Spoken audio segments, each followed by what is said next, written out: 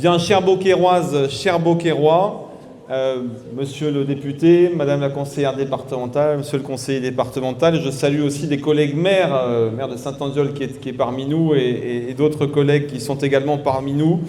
Merci à tous d'être encore une fois nombreux pour l'inauguration de cette exposition de crèche provençale en l'hôtel de ville de Beaucaire.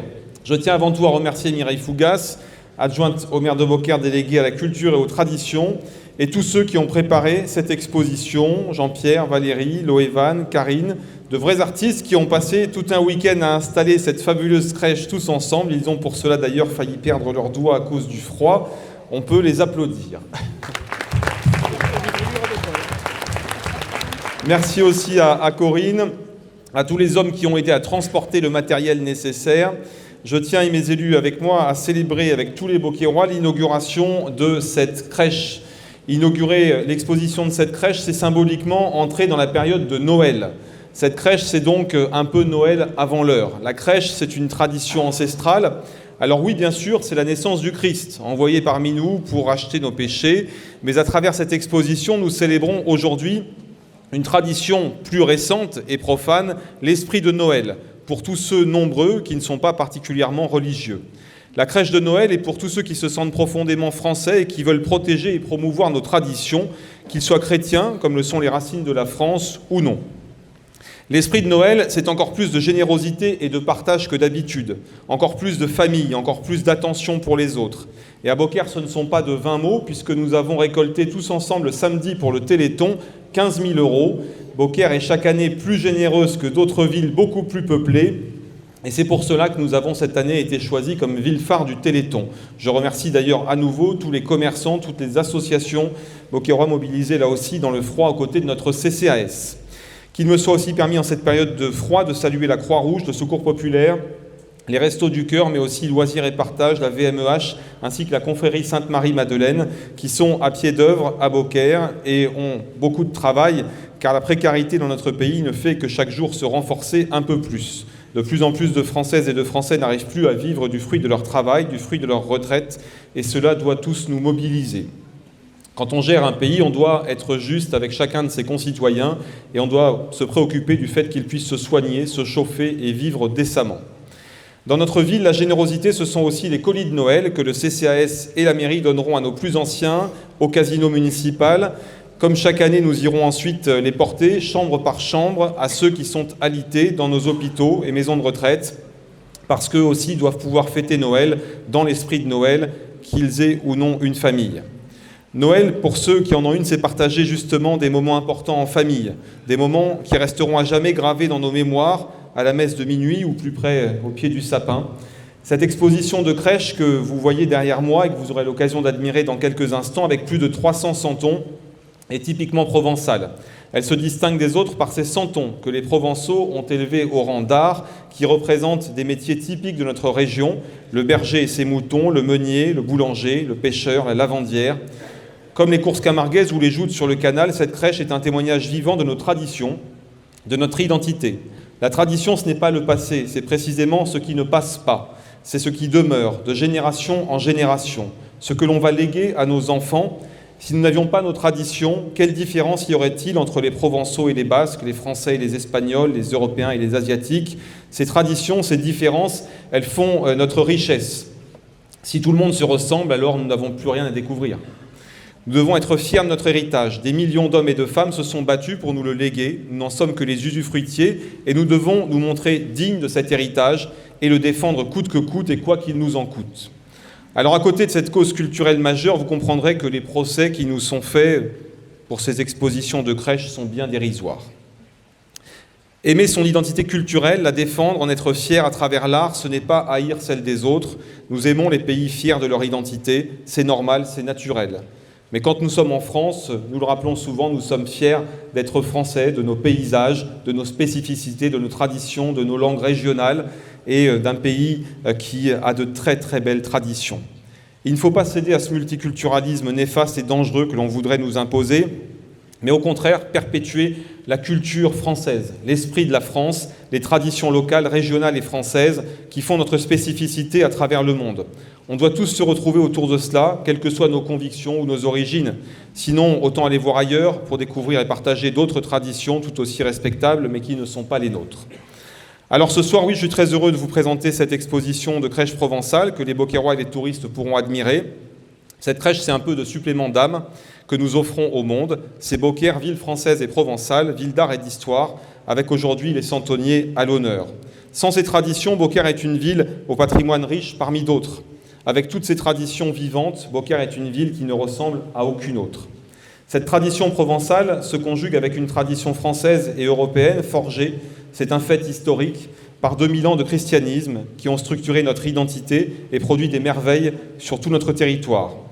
De la plus petite chapelle à la plus imposante des cathédrales, et il n'est pas nécessaire d'être baptisé et confirmé pour reconnaître que le christianisme prend une place unique et exceptionnelle parmi notre patrimoine. Là aussi, c'est un fait. Sinon, sans cette histoire chrétienne, la France, l'Europe ne seraient pas ce qu'elles sont aujourd'hui. Alors, je le disais, certains, confondant tout, veulent interdire ces crèches, veulent nous empêcher de célébrer nos traditions. Ils nous font chaque année 3 ou 4 procès pour cette belle exposition culturelle. Quel sens des priorités ont ces gens? Que leur est-il arrivé pour se comporter ainsi à toutes ces associations politisées qui n'existent pour combattre ce qu'est la France? Peut-être ont-ils de leur enfance été privés de cadeaux de Noël. Alors on ne leur en veut pas, c'est ça aussi l'esprit de Noël, savoir pardonner. Et s'ils sont parmi nous, je veux qu'ils sachent qu'ils sont évidemment les bienvenus. Si on pouvait les aider à se réconcilier avec Noël, avec nos traditions, j'en serais ravi. En s'asseyant à côté de cette crèche quelques heures, et je vous invite à le faire dans les prochains jours, ces personnes verraient que cette crèche, tout le monde vient la voir, quelle que soit sa religion, son appartenance politique, ses convictions, parce qu'une crèche c'est beau, une crèche c'est la vie, et une crèche c'est Noël. C'est pourquoi cette crèche est ici, elle se tiendra là, exposée, fière et rayonnante.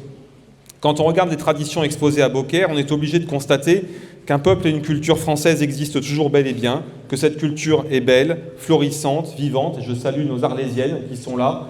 Merci, mesdames, d'être là et de nous honorer de votre présence, parce que vous êtes, vous aussi, notre région, vous êtes, vous aussi, nos traditions, vous êtes belles et on est très heureux de vous avoir ce soir. Merci.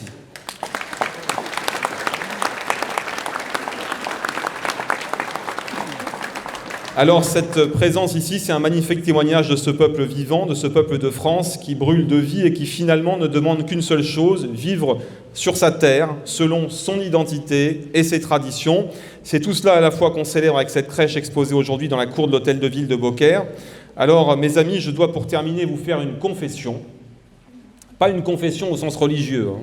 Attention, attention. Non, un autre genre de confession. Je dois vous le dire, à ce jour 5 décembre, il manque encore quelques santons dans cette crèche. Dans une étable, un bœuf et un âne se trouvent en effet un peu seuls pour le moment. Certes, un gardien et un cheval les ont rejoints pour leur tenir compagnie provisoirement, mais ils attendent aussi quelques personnages qui devraient arriver d'un jour à l'autre.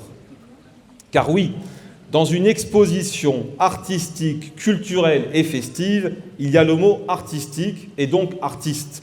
Et vous le savez, les artistes sont tous un peu fous, aimant les facéties, les clins d'œil, l'ironie et l'art.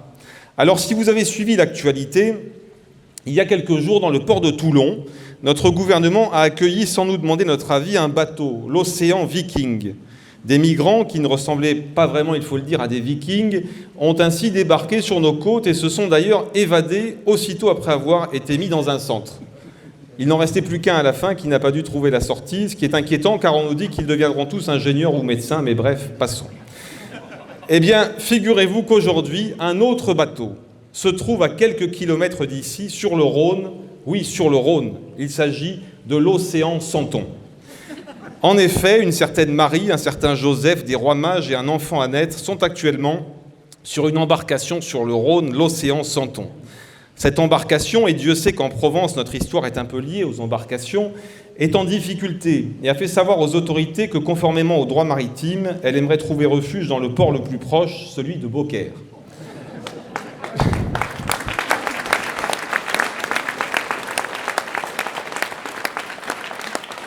Alors, le conseil d'administration du CCAS, qui gère l'action sociale de la ville, doit souverainement et rapidement décider au cours d'une séance extraordinaire d'accueillir ou non dans quelques jours l'océan Santon et ses occupants.